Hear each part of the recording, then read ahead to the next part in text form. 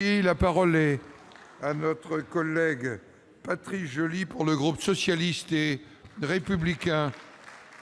Merci, monsieur le Président. Mesdames et messieurs, ma question s'adresse à Madame la ministre des Solidarités et de la Santé sur les intentions du gouvernement concernant les pensions de réversion. Dans le cadre de la réforme des retraites à venir, le gouvernement, par la voix de plusieurs ministres, annonçait dans un premier temps que les pensions de réversion pourraient baisser pour certains retraités ou encore être repensées pour être plus justes et plus efficaces pour d'autres, sans en détailler le contenu.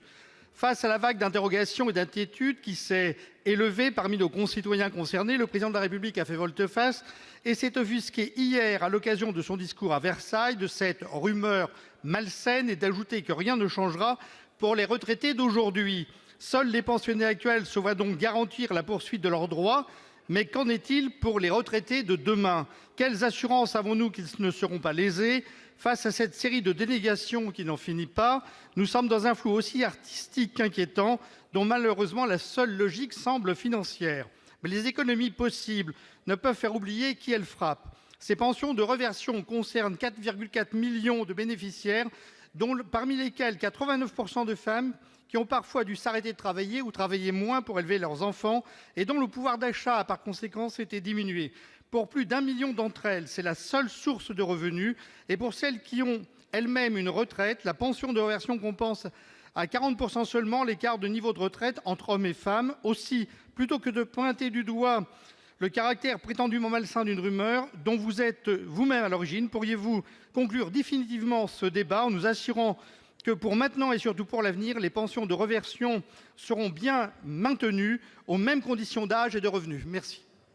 Pour vous répondre, la parole est à Madame la ministre des Solidarités et de la Santé, Madame Agnès Buzyn. Vous avez la parole. Oui, merci Monsieur le Président, Mesdames et Messieurs les sénateurs, Monsieur le sénateur Patrice Joly. Effectivement, je suis ravie de pouvoir vous répondre de nouveau sur cette question. Le Président de la République a été clair hier dans son discours. Faire croire que nous voudrions supprimer les pensions de réversion est une rumeur malsaine visant à faire peur. Et le Président a dit de façon explicite que rien ne changera pour les retraités d'aujourd'hui. Donc on va cesser d'alimenter les angoisses. Je vais y venir, monsieur le sénateur.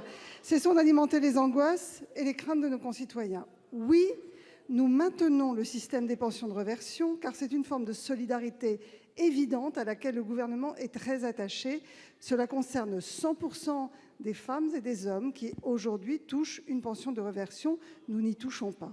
Et oui, nous maintiendrons les pensions de réversion dans le futur système pour les futurs retraités qui bénéficieront des mêmes prestations pour chaque euro cotisé.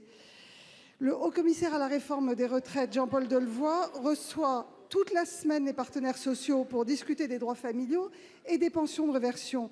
Nous sommes en pleine concertation. Il s'agit d'une nouvelle étape dans le cycle de discussion dont l'objectif est justement de recueillir les points de vue des syndicats et des organisations patronales.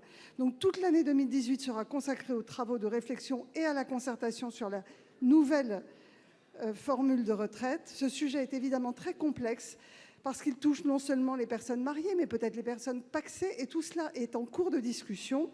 C'est au cœur de notre pacte républicain, et nous sommes convaincus que cette réforme ne se fera pas en agitant des peurs et en alimentant des polémiques. J'espère avoir été claire. Je vous remercie. Monsieur Joly. Madame la ministre, je suis désolé de vous dire que vous ne nous avez pas nécessairement rassurés ni les bénéficiaires, en précisant effectivement que cette notion d'euros cotisés qui sème un doute effectivement sur le niveau des pensions qui sont reversées. Je vous rappelle que le montant moyen est de l'ordre de 600 € par mois pour les bénéficiaires. Croyez-vous, Madame la ministre, que ce sera encore trop pour permettre à des hommes et des femmes de vivre dignement? Merci.